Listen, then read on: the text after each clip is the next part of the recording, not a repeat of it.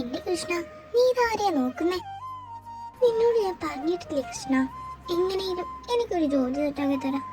അവര് കേൾക്കാം, എവിടെന്ന് കേൾക്കാം. നിനക്ക് ഇങ്ങനെ എന്നെ നോക്കിക്കൊണ്ടിരുന്നാ മതിയല്ലോ. ഞാനല്ലേ കഷ്ടപ്പെടുന്നേ. എനിക്കും അമ്മമ്മയ്ക്കും വേറെ ആരാ ഉള്ളത്? ഇന്നലെ ആണേല് ആ അമ്മണി പശുവിനെ നീ അങ്ങ് വിളിച്ചില്ലേ? ഈ പോക്കാണെ ഞാനൂടെ അങ്ങ് വരൂട്ടോ. പിന്നെ ചാകാൻ മടിയുള്ളതുകൊണ്ടും പേടിയുള്ളതുകൊണ്ടും മാത്രം ഇനി ഈ പോക്കാണേല് ഞാനങ്ങ് വരും.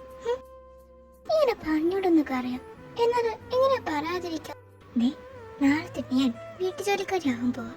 അതിന് നീ തടസ്സമൊന്നും നിൽക്കല്ലേ കൃഷ്ണ. ഇനിയും ഇങ്ങനെയൊക്കെ പോയാ ഇനി എന്റെ അമ്മമ്മയ്ക്ക് ആര് മരുന്ന് മേടിച്ചു കൊടുക്കും? പറയ്. എന്ത് പറഞ്ഞാലും ഇങ്ങനെ നോക്കിക്കൊണ്ടിരിക്കാം കേട്ടോ. എന്റെ പൊന്നു കൃഷ്ണ, നിന്നിങ്ങനെ നോക്കിക്കൊണ്ടിരുന്നാ സമയം പോണതേ അറിയില്ല. ഞാൻ എന്നാ പോട്ടെ. അപ്പൊ എല്ലാം പറഞ്ഞതുപോലെ ഒന്നും മറക്കല്ലോ.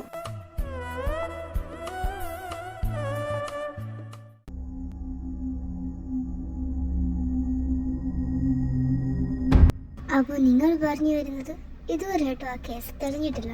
പണ്ടത്തെ കേസുകൾ വെച്ച് നോക്കുകയാണെങ്കിൽ ഇപ്പോഴത്തെ കേസുകളൊക്കെ കുറവാണ്. ഞാൻ നോക്കണൊക്കെ ഉണ്ട്.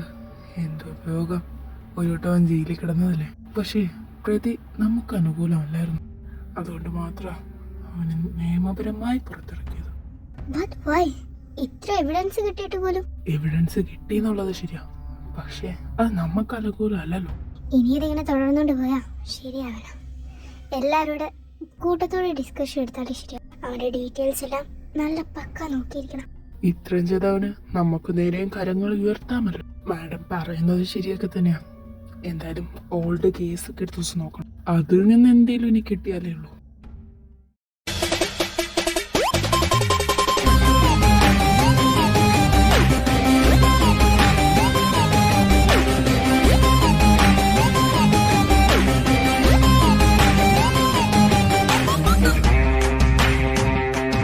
എനിക്കെതിരായിട്ട് ഇവിടെ ആരാ പ്രവർത്തിക്കുന്നത് എനിക്കറിയണം. അതിപ്പോ ബോഡി ഗാർഡ്സ് ആയാലും മെയ്ഡ്സ് ആയാലും എല്ലാവരുടെ ഡീറ്റെയിൽസും എനിക്ക് കിട്ടിയിരിക്കണം.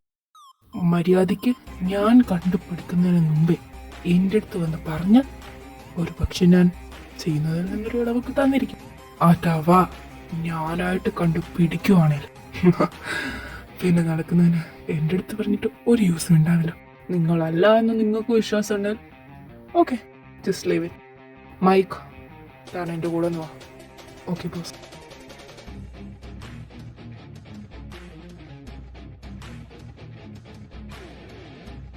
സംശയമുള്ള 2-3 പേരെ ഞാൻ പറഞ്ഞു വിട്ടിട്ടുണ്ട് ബോസ്. ഇവർക്കൊക്കെ പകരം ന്യൂ ആയിട്ടൊരു മേഡ്നോട് വെക്കണം. ഒരാള് ഓക്കെ ആയി, ഇനി കുറച്ച് പേരൂടെ വേണം. തൽക്കാലം നീ ആ ഒരാളെ വിളിക്കുക, പിന്നെ ബാക്കി പിറകെ നോക്കാം. ഇവിടുത്തെ ഒരു പ്രോബ്ലം ഒന്ന് സോൾവ് ആക്കട്ടെ. Okay boss. പിന്നെ ഡീറ്റെയിൽസ് എനിക്ക് ടേബിളിൻ്റെ മുകളിലെത്തിക്കണം. Okay boss. Then go. പിന്നെ ഇന്നത്തെ ഷെഡ്യൂൾസൊക്കെ ഒന്ന് മാറ്റി വെച്ചേക്കാം. അതെന്താ ബോസ്? ഇന്ന് പപ്പയും മമ്മയൊക്കെ സോ ഓക്കെ ബോസ്.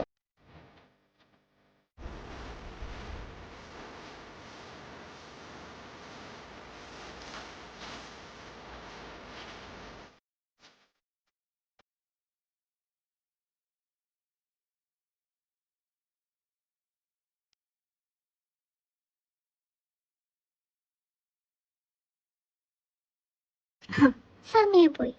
ഇത് എത്ര പെട്ടെന്നായി സമയം പോണത്. വന്നേ നമുക്കേ പോവാം. ഞാൻ നോക്കിക്കൊണ്ടിരുന്ന അടുത്ത താമസിക്കും. മുത്തശ്ശി ഇറങ്ങുക. മുത്തശ്ശിയുടെ കുട്ടി പോയിട്ടവാ. മരുന്നും കാര്യങ്ങളൊക്കെ ഞാൻ എടുത്ത് വെച്ചിട്ടുണ്ട്. ആഹാരം ഞാൻ ഉണ്ടാക്കി വെച്ചിട്ടുണ്ട്. നാളത്തേക്കുള്ളതും ഞാൻ ഉണ്ടാക്കി വെച്ചിട്ടുണ്ട്. ചിലപ്പോൾ നാളെ രാത്രി ആയിരിക്കും വരാം, അല്ലെങ്കിൽ നാളെ മോർണിംഗ് ഞാൻ വരാം. പോയിട്ടവാ. ഇത് തന്നെയല്ലേ കാർട്ട് എവിടെ? എങ്ങോട്ടേക്ക് കയറിപ്പോണേ? അല്ല സാറ്. അങ്ങനെ ബോസിനെ കാണാനൊന്നും പറ്റില്ല. അതല്ല, ഇവിടെ ജോലിക്ക്. ഓ, കാർഡുണ്ടോ? കാണിക്കും.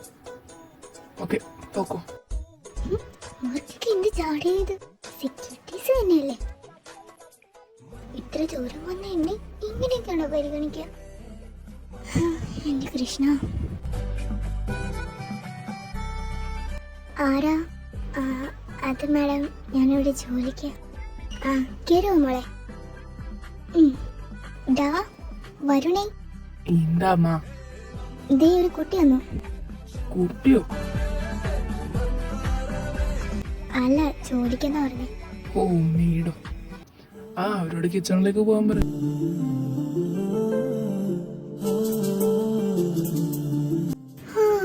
മോളെ ഞാൻ എവിടെയോ കണ്ടതുപോലെ, എവിടാന്ന് അങ്ങോട്ട് ഓർമ്മ കിട്ടുന്നില്ല. എന്ത് എന്നെയോ? അതൊക്കെ പോട്ടെ. അല്ല, മോളുടെ പേരെന്താ? ശ്രീലക്ഷ്മി. ശ്രീലക്ഷ്മി ലച്ചു. എന്താ മേഡം? ഒന്നുമില്ല. ഇവിടെ നിന്ന് സമയം കളയണ്ട. അവരാണ് ചീത്ത കൂടി വിളിക്കും. അത് സ്വഭാവം ഇപ്പോൾ മുരട്ടിലിട്ട് വരുമോ? ആ കുട്ടി ന്യൂ ആണല്ലേ. ഇനി ഇവിടുത്തെ കാര്യങ്ങളൊക്കെ നീ ഇവിടെ ഉണ്ടല്ലോ നോക്കാൻ. സമാധാനമായി. നീ ആ റൂമിലേക്ക് വെച്ചേക്ക് നിന്റെ സാധനങ്ങളൊക്കെ. അവിടെ എല്ലാവരും വയ്ക്കുന്നേ. താങ്ക്സ്. എനിക്കാണെങ്കിൽ ഇവിടുത്തെ കുക്കിംഗ് ഒന്നും അങ്ങനെ.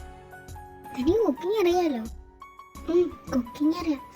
ബട്ട് സാറിനും ബോസിനും മേഡത്തിനൊക്കെ എങ്ങനത്തെ ഫുഡാ അതൊന്നും എനിക്ക്.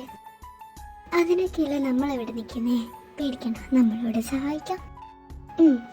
ഓക്കെ. അല്ല, ബോസ് എന്താ എങ്ങനെയാവാൻ കാരണം? അതിനൊക്കെ വലിയൊരു കഥ പിറകിലുണ്ട്. ആ, അതെന്താ കഥ? നിൽക്കുക, ഞാൻ പറഞ്ഞുതരാം. മാഡം, എനിക്ക് കുറച്ച് ഡീറ്റെയിൽസ് കിട്ടിയിട്ടുണ്ട്.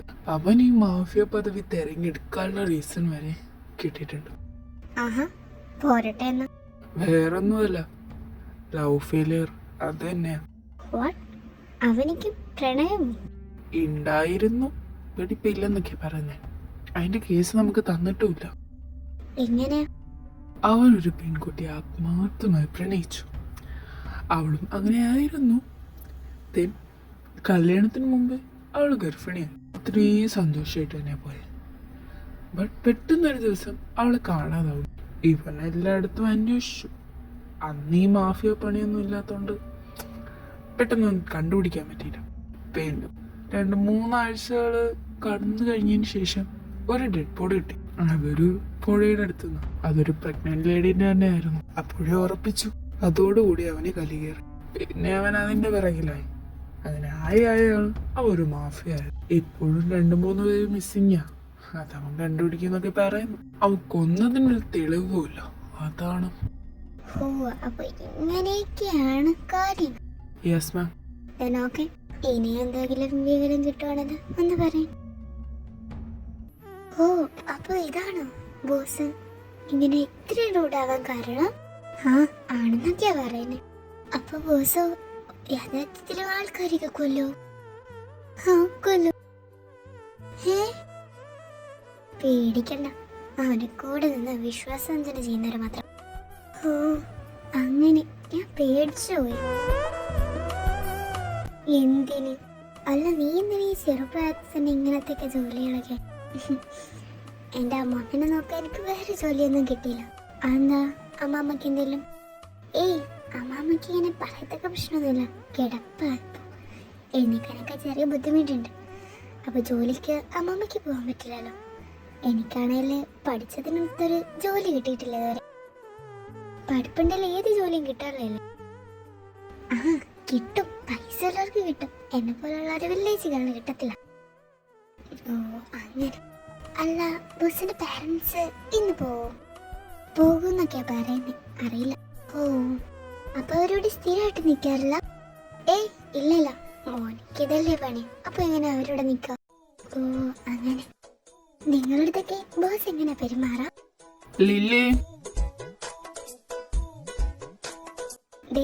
ഇങ്ങനെ പേടിച്ചു പോയുള്ള മനുഷ്യൻ.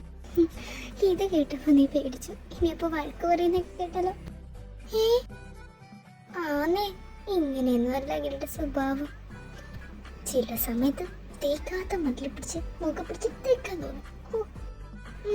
ഒത്തിരി പേടിയാണ് നിനക്ക്. പിന്നെ പേടിക്കാണ്ടിരിക്കുമോ തന്നെ? നിനക്കത് വഴിയെ മനസ്സിലാവും. യെസ് ബോസ്, ആയിരുന്നു.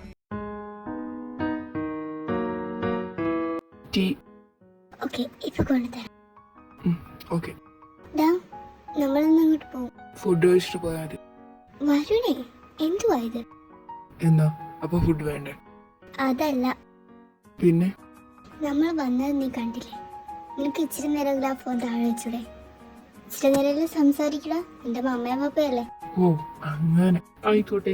എന്താ ഞാൻ സംസാരിക്കണ്ടേ പറയേ? ഓ ഇവനെ കൊണ്ട് വേണ്ട, നീ സംസാരിക്കണ്ട. നീ ആ ഫോണും പിടിച്ചോണ്ടിരിക്കും. ഞങ്ങള് പോന്നു. മനുഷ്യ, നിങ്ങൾ വരുന്നുണ്ടോ? പിന്നെ വരാതെ. ഫുഡ് കഴിച്ചിട്ട് പോയാൽ മതി. അയ്യോ വേണ്ടേ, ഇപ്പോഴല്ലേ മോർണിംഗ് ഫുഡ് കഴിച്ചത്, അതൊക്കെ മതി. സൂക്ഷിച്ചൊക്കെ പോവാൻ നോക്കും. എൻ്റെ 2 ബോഡി ഗാർഡ്സിനെ കൂടി പറഞ്ഞോളാം. ഓ ഇനി നിന്റെ പട്ടാളത്തിനെ കൂടി കൊണ്ടുപോണ്ടേ? സൂക്ഷിച്ചൊക്കെ പോ. ബൈ. ഓ ഇങ്ങനൊരു ചെറുക്കൻ. ബാ മനുഷ്യ, പോവാ. Boss tea. അല്ലേ ഇന്ന് മമ്മയും പപ്പ ഇവിടെ കാണില്ല കഴിക്കാൻ. Okay boss. പിന്നെ ഇവിടെ എല്ലാം നല്ല പൊടിയുണ്ട്, അതൊക്കെ ഒന്ന് ക്ലീൻ ആക്കണം. പിന്നെ എൻ്റെ റൂം കൂടെ ഒന്ന് ക്ലീൻ ആക്കണം, അവിടെ നല്ല പൊടിയുണ്ട്. ബോസ് ബട്ട് നമുക്ക് റൂമിലോട്ട് കയറാനുള്ള അനുവാദമില്ല. ഏതെങ്കിലും ഒരു മെയിനെ എൻ്റെ റൂമിലേക്ക് ഒന്ന് പറഞ്ഞോടാ, അവിടെ എല്ലാം നല്ല പൊടിയുണ്ട്. Okay boss. ലച്ചു, നിനക്കുന്നൊരു ഓഫർ ഉണ്ട്. എന്തോ? ബോസിന്റെ റൂം ക്ലീൻ ആക്കുക, അത് തന്നെ. ഞാനോ? ആ നീ തന്നെ ചെല്ല്, നീയല്ലേ ഇപ്പോൾ ഇതായിട്ട് വന്നത്. പിന്നെ ബോസിന്റെ സാധനങ്ങളിലൊന്നും തൊടാതിരുന്നാൽ മതി. അങ്ങനെ ആരും റൂമിൽ കേട്ടിട്ടില്ല ഇതുവരെ. അതെന്താ? അയാൾ ഒരാളെ മാറ്റി റൂമിലേക്ക് കേട്ടിട്ടുള്ളൂ. ഈവൻ പാരന്റ്സിനെ പോലെ കേട്ടിട്ടില്ലാന്നേ. അതാരെയാ? പാരന്റ്സിനെ പോലും കേട്ടിട്ടുണ്ട്, അയാളെ കേട്ടിട്ടുള്ളൂ. നേരത്തെ ഞാൻ പറഞ്ഞില്ലേ. ഓ പിന്നെ ക്ലീനാകെ കയറുമ്പോ ഒന്നിലെ തൊടയും പിടിക്കാതെ വേണ്ട. ഓക്കെ, ഇതൊന്ന് നോക്കിക്കോ, ഞാൻ പോയിട്ട് വരാം. ചെല്ലു, ഓൾ ദി ബെസ്റ്റ്. എന്തിന് അടിച്ചു വരാൻ പോകുന്നേനോ? ഓ ചുമ്മാ പറഞ്ഞ.